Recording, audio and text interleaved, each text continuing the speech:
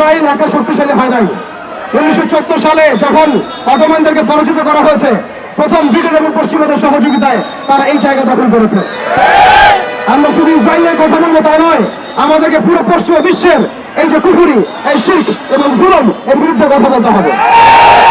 শুধুমাত্র ইসরায়েলের বিরুদ্ধে আমাদের যুদ্ধ নয়, বরং প্রত্যেক জালেম সম্প্রদায়ের বিরুদ্ধে আমাদের যুদ্ধ। এবং এই বাইতুল মুকাদ্দাস জয় করার পর বিগত 100 বছরে তারা দফায় দফায় কতগুলো যুদ্ধ করেছে মুসলিমদের সাথে, কতগুলো ভাইকে শহীদ করেছে, কতগুলো বোনকে ধর্ষণ করেছে, কতগুলো বাচ্চাকে তারা হত্যা করেছে, এটা কারোরই অজানা নয়। তবুও কেন জানি আমরা মুখে গুলি পেটে বসে আছি? কেন জানি আমরা আমাদের ভাইদেরকে সেখানে মরতে ছেড়ে দিয়েছি? চারপাশে 22টার মতো রাষ্ট্র আছে, কেউ এক পা এগিয়ে আসে না। আমাদের ভাইরা রক্তাক্ত হলে তারা ত্রাণ ফোরাতে চায়। আপনি রক্তের বদলে রক্ত কেন ছাড়েন না? বাইতুল মুকাদ্দাস বিজয় করার জন্য সশস্ত্র জিহাদ ফি সাবিলিল্লাহ ছাড়া আমাদের সামনে কোনো রাস্তা খোলা নাই। এই বিষয়টা হজম করতে হলে আমাদেরকে শুধুমাত্র ইসরায়েলের বিরুদ্ধাচরণ করলেই হবে না, বরং ইসরায়েলের সাথে যারাই তাকে সহযোগিতা করেছে সামরিকভাবে, অর্থনৈতিকভাবে, ব্যাংকিং সিস্টেম দিয়ে, ফাইন্যান্স দিয়ে, অস্ত্র দিয়ে, মিডিয়া দিয়ে, প্রযুক্তি দিয়ে, সেই প্রত্যেক সভ্যতার বিরুদ্ধে আমাদেরকে দাঁড়াতে হবে। সেই প্রত্যেক জনগোষ্ঠীর বিরুদ্ধে আমাদেরকে দাঁড়াতে হবে। এবং আমরা জানি এই সাপের মাথায় আমেরিকা। আপনারা কি সংবাদ প্রচার করতে পারবেন এই সাপের মাথায় আমেরিকা?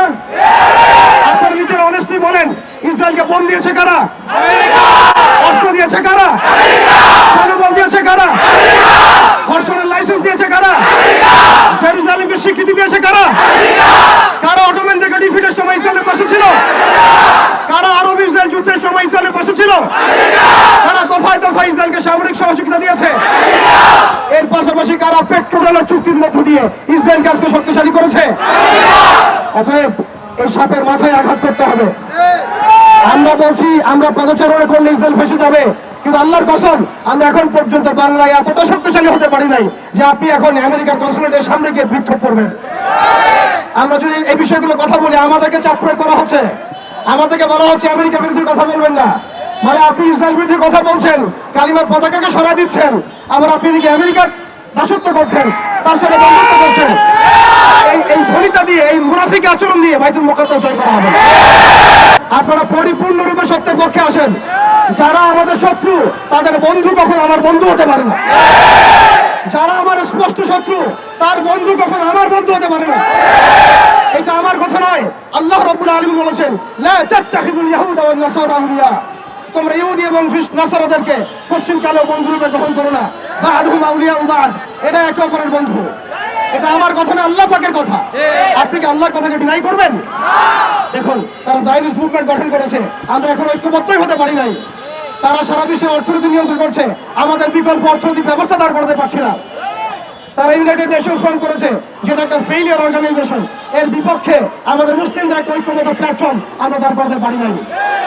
তারা IMF গঠন করেছে, ওয়ার্ল্ড ব্যাংক গঠন করেছে, এগুলো দিয়ে তারা তহবিল দিয়ে ইসরায়েলকে সহযোগিতা করছে। আমরা বিকল্প রাষ্ট্র এবং বিকল্প অর্থ ব্যবস্থা এখন পর্যন্ত কায়েম করতে পারছি না। তারা মিডিয়া কায়েম করেছে, যে মিডিয়াগুলো দিয়ে তারা স্বাধীনতাকামীদেরকে সন্ত্রাসী বলে চিহ্নিত করেছে, আমরা আমাদের মিডিয়া প্রতিষ্ঠিত করতে পারছি না। তারা ফাইন্যান্স দিয়ে সারা বিশ্বকে নিয়ন্ত্রণ করছে। এক ভাই বলে গেলেন, এই মিডিয়া প্রযুক্তিগুলো দিয়ে তারা ওয়ার্ল্ডকে নিয়ন্ত্রণ করছে।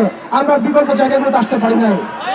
জিহাদ শুধু আবেগের নাম নয়, আমাদেরকে রাজনৈতিক জিহাদও যেমন করতে হবে, অর্থনৈতিক জিহাদও যেমন করতে হবে, সামাজিক জিহাদও যেমন করতে হবে, আদর্শিক জিহাদও যেমন করতে হবে। আমাদেরকে যেমন সামরিকভাবে শক্তিশালী হতে হবে, তেমনি আমাদেরকে জামাবদ্ধ হতে হবে। যতক্ষণ পর্যন্ত আমরা বাংলার জমিনে একটা শরিয়া এবং ঈমান রাষ্ট্র কায়েম করতে পারছি না, ততক্ষণ পর্যন্ত আমরা আন্তর্জাতিক মহলে ওদেরকে চাপে রাখতে পারবো না। আবার বলছি শুনুন, যতক্ষণ পর্যন্ত আমরা বাংলাদেশে একটা শরিয়া এবং ঈমান রাষ্ট্র কায়েম করতে পারছি না, ততদিন পর্যন্ত আমরা আন্তর্জাতিক মহলে ওদেরকে চাপে রাখতে পারবো না। একজন ব্যক্তি কখনো রাষ্ট্রের বিরুদ্ধে যুদ্ধ করতে পারে না।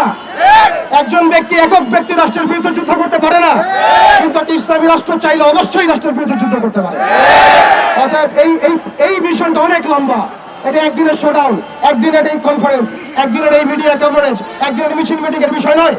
আমাদেরকে সুদূর প্রসারী লক্ষ্য নিয়ে এই ইসরায়েলকে এই পৃথিবীর মাটি থেকে মুছে ফেলার জন্য যা যা করণীয় তাই করতে হবে। আপনারা হীনবল হবেন না এবং দুশ্চিন্তাগ্রস্ত হবেন না। আল্লাহ পাক ওয়াদা করেছেন, ওয়ালা তাহিনু ওয়ালা তাহজানু ওয়া আনতুমুল আ'লাউনা ইন কুনতুম মুমিনিন। তোমরা হীনবল হয় না, তোমরা দুশ্চিন্তাগ্রস্ত হয় না, তোমরাই বিজয়ী হবা ইনশাআল্লাহ, তোমরা যদি মুমিন হয়ে থাকো। কথা হচ্ছে প্রিয় ভাইরা, আমাদের বাড়ির পাশে আর একটা আঞ্চলিক ইসরায়েলের জন্ম হয়েছে। প্রত্যেকটা জায়গায় আল্লাহ রাব্বুল আলামিন মুজাহিদ ভাইদেরকে তৈরি করছেন, কিন্তু আমাদের অঞ্চলে এই আঞ্চলিক ইসরায়েলকে মোকাবেলা করার শক্তি কি আমাদের আছে? এর জন্য কি আমরা প্রস্তুত আছি? এর জন্য কি আমরা প্রস্তুত আছি? তারা আমাদের উপর একটা অনিবার্য যুদ্ধ চাপিয়ে দেওয়ার চেষ্টা করছে। পুরো বৈশ্বিক সভ্যতা মিলে, জালেম সভ্যতা মিলে আমাদের উপর একটা অনিবার্য যুদ্ধ চাপিয়ে দেওয়ার চেষ্টা করছে। আপনি যতই সুশীল সাথে চেষ্টা করেন, যতই ভালো মানুষ সাথে চেষ্টা করেন, যত ইনিয়ে বিনিয়ে এড়িয়ে যাওয়ার চেষ্টা করেন, আপনি অনিবার্য কনফ্লিক্ট এড়াতে পারবেন না।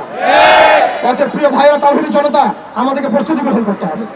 এই প্রস্তুতি শুধু আবেগের নাম নয়, আমাদেরকে বুদ্ধিদীপ্ত প্রজন্ম তৈরি করতে হবে, আমাদেরকে ইমানের শিক্ষায় শিক্ষিত হতে হবে, আমল ঠিক করে ফেলতে হবে, আখলাক ঠিক করে ফেলতে হবে, আকীদা ঠিক করে ফেলতে হবে।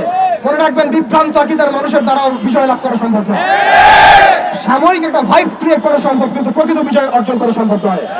আমাদের ঐক্যবদ্ধ হতে হবে, হালালে থাকতে হবে, আমাদেরকে জাতিগত ঐক্য তৈরি করতে হবে।